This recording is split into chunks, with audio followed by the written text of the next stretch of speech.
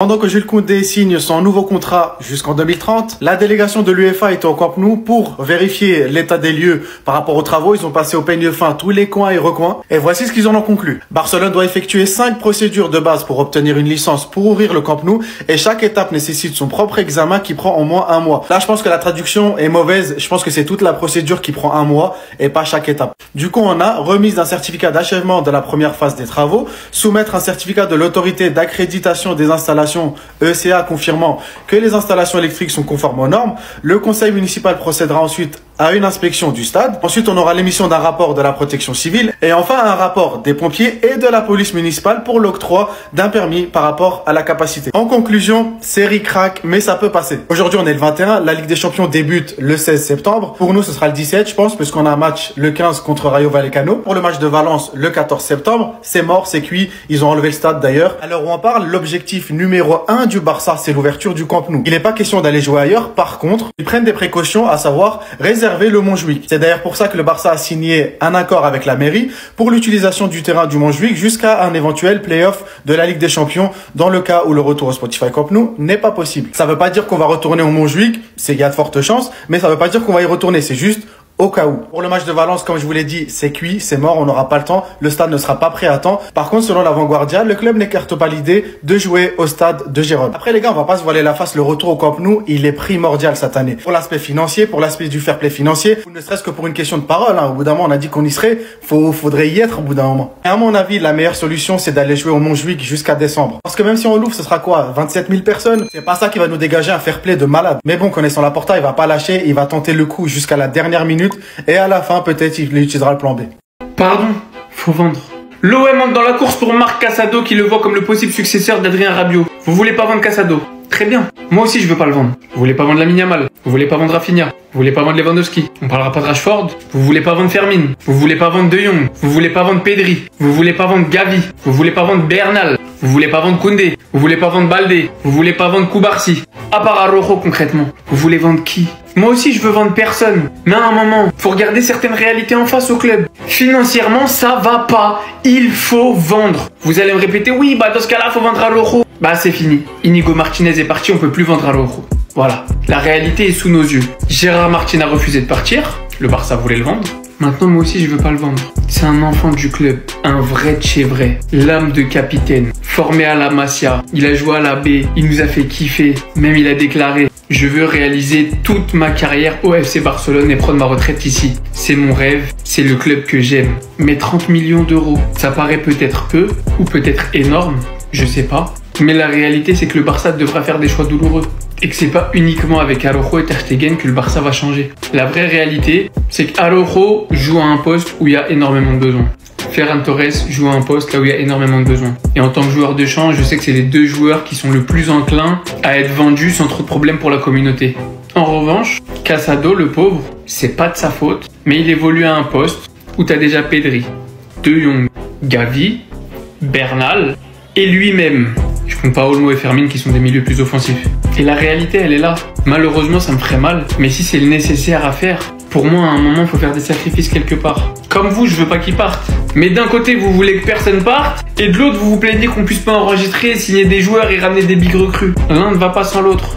Attendez. En fait, on est arrivé à un stade où dans ma tête, je me dis, c'est un coup, on remettra plus jamais les pieds au Camp Nou. Genre, c'est un coup, tout ce qui se passe, c'est du pipeau et on va plus jamais y jouer. Faut savoir que ce matin, une délégation de l'UEFA est arrivée au Camp Nou pour inspecter le stade. Et à l'heure où je vous parle, ils sont encore à l'intérieur. Les responsables de l'UEFA sont à l'intérieur du Spotify Camp Nou depuis plus de 4 heures maintenant pour inspecter l'état du stade, prendre des notes et prendre des photos. Concernant les 4 heures à l'intérieur du stade, en vrai, y a rien d'inquiétant. On parle quand même du Camp Nou, c'est un stade de foot et c'est hyper grand. Donc le temps qu'ils inspectent, etc., forcément, ça prend du temps. Et en revanche, il y a un truc à mentionner, c'est qu'entre temps, on a appris que le Camp Nou n'apparaît plus sur la fiche d'information du match contre Valence. Alors qu'il y a quelques heures, il y avait bien mentionné Camp Nou. En voyant l'information, j'ai voulu faire le lien avec la délégation de l'UEFA, et je me suis rappelé qu'il y avait aucun lien. Car eux, ils sont vraiment présents pour inspecter le stade concernant la Ligue des Champions. Et en plus, il y a un truc qui est archi drôle, c'est que hier, on apprenait que le Barça a signé un accord avec la mairie de Barcelone pour l'utilisation du terrain Montjuïc jusqu'à un éventuel play-off de Ligue des Champions, dans le cas où le retour au Spotify Camp Nou n'est pas possible. En fait, je comprends mieux pourquoi le Camp Nou n'apparaît pas sur la fiche d'information pour le match contre Valence. Vraiment, je comprends mieux. Bref, en tout cas, n'hésitez pas à me donner vos avis dans les commentaires, histoire de savoir ce que vous en pensez, et moi je lirai tout ça.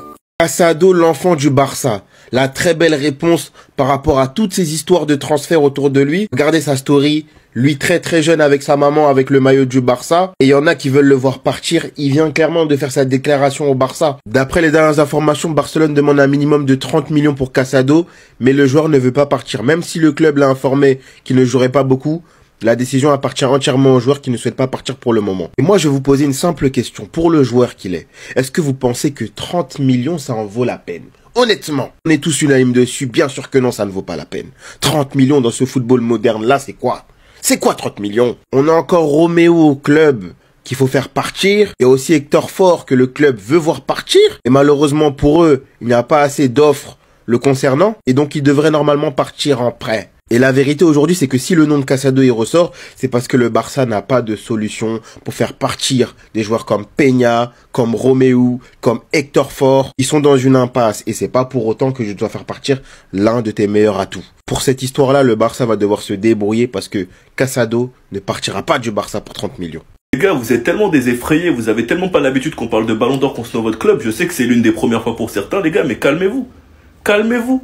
Sans compter Messi car c'était année de Coupe du Monde. Depuis 3 mois, vous emmerdez tout le monde. Plus personne n'a le droit de rien dire. Là, c'est en train d'attaquer Jules Koundé uniquement parce qu'il a dit que si Lamine Yamal le gagne, il le mérite. Est-ce que Lamine Yamal mérite le Ballon d'Or? Tu me mets dans une situation difficile, mais s'il mérite, oui, il mérite. Mais il est vrai que d'autres joueurs ont fait une bonne saison. Mais oui, Yamal le mérite. Je vois des gens qui racontent leur vie. On va pas écouter un mec qui met des jupes, qui lui envoie de la haine tout simplement. Si Dembélé remporte le Ballon d'Or, c'est mérité, c'est le favori numéro 1. Si Hakimi remporte le Ballon d'Or, c'est mérité. Si Vitinha remporte le Ballon d'Or, c'est mérité. Si Yamal remporte le Ballon d'Or, c'est mérité. Si Rafinha remporte le Ballon d'Or, c'est mérité. Ce petit trophée individuel vous fait perdre la raison, quitte à raconter n'importe quoi. Le premier critère de vote est le suivant, le caractère impressionnant et décisif des performances individuelles.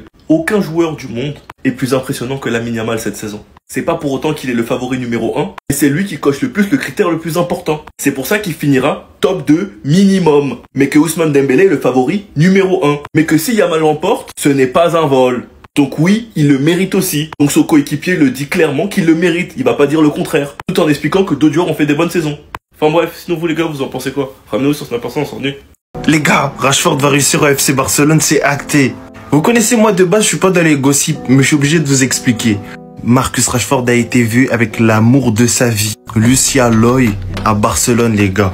Et je vais vous expliquer pourquoi je suis content comme ça. En clair, il faut savoir que Lucia Loy et Marcus Rashford, ils sont ensemble depuis au moins 2016. Ils ont connu les hauts et les bas, mais ils ont toujours fini par se réconcilier. Et il faut savoir que toutes les périodes de moins bien au niveau footballistique de Marcus Rashford, c'est parce qu'il n'était plus avec elle, qu'il commençait à tout mélanger, qu'il tentait de l'oublier en allant voir ailleurs. Et leur plus grosse rupture, elle a eu lieu en 2021. 2021 qui correspond exactement avec la période de moins bien footballistique de Marcus Rashford. Sachant qu'en mai 2022, Marcus Rashford l'a demandé en fiançailles avec une bague de 335 000 $ à Miami. Elle a accepté. Mais un an après, ils se sont séparés dans le fall. Mais là, je suis heureux comme ça et je vous partage cette nouvelle parce qu'il lui a demandé de venir en Espagne à Barcelone avec lui et elle a accepté. Marcus Rashford peut se concentrer sur le football à 100%. Du moins, c'est ce qui est sorti et c'est ce qui a été vu. Elle s'est même mise à suivre le FC Barcelone pour lui. Maintenant, on va voir ça sur le terrain, en tout cas en dehors des terrains. Voici ce qui se passe. Jules Koundé a passé 5 minutes de son temps avec les fans du FC Barcelone qui étaient présents pour sa prolongation de contrat. Et il a fait une déclaration qui va être litigieuse. Il a prolongé officiellement son contrat jusqu'en 2030. Et lors de la célèbre conférence de presse où on pose des questions aux joueurs, on lui a évidemment posé la question du Ballon d'Or. Il a dit que le Ballon d'Or, si Lamine Yamal le gagne, c'est mérité. Que Ousmane Dembélé aussi a fait une grande saison au même titre que d'autres joueurs. Mais que si lui, il doit choisir, il choisirait Lamine Yamal sans hésiter. Et il faut savoir quelque chose. Koundé est connu pour son franc-parler, sa capacité à ne pas avoir peur de dire les choses envers et contre tous. Ça veut dire que le FC Barcelone, Lamine Yamal, personne n'est impliqué dans sa déclaration. Elle vient de son propre fait. C'est ce que le joueur pense. On connaît son amitié avec Ousmane Dembélé, mais lorsque au quotidien tu côtoies un joueur capable de toucher les étoiles et qu'on te demande de choisir entre lui et ton ami, en général tu n'hésites pas. Il est aussi revenu sur le fait que jouer avec Lamine Yamal c'est quelque chose d'assez exceptionnel parce qu'en plus de ses qualités individuelles, c'est un joueur collectif avant tout. capable de changer un match à tout moment. C'était ce Jorginho do Brasil. Dites-moi ce que vous pensez non seulement de la prolongation de Koundé et de sa déclaration sur Lamine Yamal malgré sa grande amitié avec Ousmane Dembélé. Wow. Jules Koundé tout frais à prolonger jusqu'en 2030, c'est magnifique. C'était l'occasion pour lui d'avoir quelques questions, Lamine Yamal, son poste, ses objectifs avec le Barça. Bref, voici ce qu'il a dit. En tout cas, avant de dire ce qu'il a dit, merci pour ton but. Le Real Madrid, bien évidemment, t'as pas pour Rafinha. Dans son poste, il a déclaré « Je me sens de plus en plus à l'aise au poste d'arrière droit. Je suis très heureux à ce poste. Tout dépend de ce que veut le coach. » Pour l'instant, le coach, même s'il t'aime beaucoup, pour l'instant, il semble que tu restes à droite. Et cela malgré le départ d'Inigo Martinez, qui déclare avoir eu aucune discussion par rapport au fait qu'il puisse retourner dans l'axe. M'étonne, maintenant, t'es devenu tellement fort que t'as obtenu l'homme du match à l'Euro. Il a poké des Nico Williams, Schwara et j'en passe. Bref, il a d'être à son poste, top 2. Il a également déclaré « Nous avons la chance d'être dans une équipe où chaque saison commence avec la certitude de concourir pour tous les titres. Enfin, et merci Hansi Flick. Je pense que la saison dernière a été très bonne, nous avons manqué de tout gagner, mais en vérité, cette année, nous visons plus haut. Concernant son favori avec le Ballon d'Or, il a plus ou moins du mal à trancher, et il le dit quasiment à demi-mot. Une situation difficile car il y a aussi Dembélé, mais il va dire que si Lamine Yamal le gagne, c'est mérité. Ce qui concerne son objectif, c'est clairement d'être le Français le plus capé de l'histoire de Barcelone. En tout cas, il y travaille.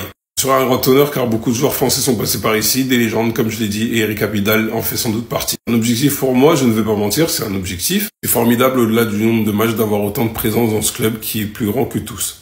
Je suis donc très reconnaissant d'avoir l'opportunité d'avoir atteint ce chiffre. Ton travail mérite salaire, ton travail a mérité cette récompense. Continue à d'être les records. Donc là, en mode le Barça risque de jouer le premier match à domicile, à l'extérieur, à Gérone. Voilà où on devait jouer le 10 de base. Le 10 août 2025, voilà où on devait jouer. Vous avez promis mission impossible. J'ai même pas envie de faire la vanne jusqu'au bout. Vu que le Montjuïc n'est pas disponible parce qu'il y a un concert, une des possibilités, en mode, c'est d'aller jouer à Gérone. Sachant que sur le site du Barça, il n'y a même plus le Camp Nou, en fait. Surtout de ce que j'ai pu comprendre, c'est que dans une semaine plutôt, d'ici une semaine, l'UEFA va donner son accord à ce que le Barça joue au Camp Nou ou pas. Mais ça sent pas bon. Surtout avec les images d'orage qu'il y a eu hier, là. Je comprends pas. Fallait être honnête encore une fois avec nous. Tu nous dis, vas-y, on prolonge une année avec le Montjuïc. Et une fois que le Barça fait les choses bien un an, même s'il y a déjà un an de retard parce qu'il devait être livré fin 2024 déjà de base. Quelques mois, mais bref. Bon, Laporta a voulu mettre une pression constructeurs du stade qui ont aucune expérience pour la rénovation du stade à plus de 100 000. Pression mise parce que lui-même a la pression. En tout cas, je vais pas parler trop vite. Je dis juste les nouvelles. Avant d'émettre un avis, que là, je fais que citer les informations. J'attends juste que l'UEFA dise, ouais, le Barça n'est pas éligible à jouer au Camp Nou, faut trouver un autre stade. On verra. Là, pour l'instant, rien n'est officiel, donc je parle pas. Lui là, il connaît son karaté, hein. C'est un vrai mec de la com, il sait très bien ce qu'il fait. Jules Koundé a enfin prolongé avec le FC Barcelone. On l'attendait, mais maintenant c'est officiel. Koundé a prolongé jusqu'en 2030. Et les journalistes, ils lui ont demandé qui était le favori pour le Ballon d'Or. Bah oui, ils sont pas bêtes. Jules Koundé, français, joueur du Barça, bien sûr que son avis va être croustillant. Et vous savez ce qu'il a répondu, Koundé? C'est là que tu vois que c'est un bon communicant. Parce que sa réponse, ça lui permet de pas avoir de problème. La question du journaliste, elle est directe. Est-ce que Lamine Yamal mérite le Ballon d'Or? Le journaliste connaît son karaté. Et Koundé qui répond, tu me mets dans une situation difficile. Ça a été supprimé, mais il dit qu'il y a aussi Dembélé. Ensuite, il dit, est-ce que Lamine Yamal mérite le Ballon d'Or? Oui, Lamine Yamal le mérite. Mais il est vrai que d'autres joueurs ont fait une bonne saison. Mais oui, Yamal le mérite. Ça, c'est de la réponse de communicant. Parce qu'il répond honnêtement à la question du journaliste, il n'esquive pas. Mais il n'oublie pas d'inclure des joueurs qui méritent tout autant le Ballon d'Or, comme Ousmane Dembélé. On pourrait aussi parler de Rafinha, d'Hakimi, de Vitinha, de Pedri, des joueurs comme ça qui ont survolé la saison dernière. Et c'est bien que Koundé le précise parce que honnêtement, la saison passée, t'as vraiment pas mal de joueurs qui ont eu un niveau stratosphérique durant la saison. C'est important de le préciser. Bon, même si on sait tous qu'à la fin, Dembélé, il part quand même avec une longueur d'avance sur ses concurrents, sur Lamine Yamal. Voilà, je suis barcelonais, mais il faut être honnête.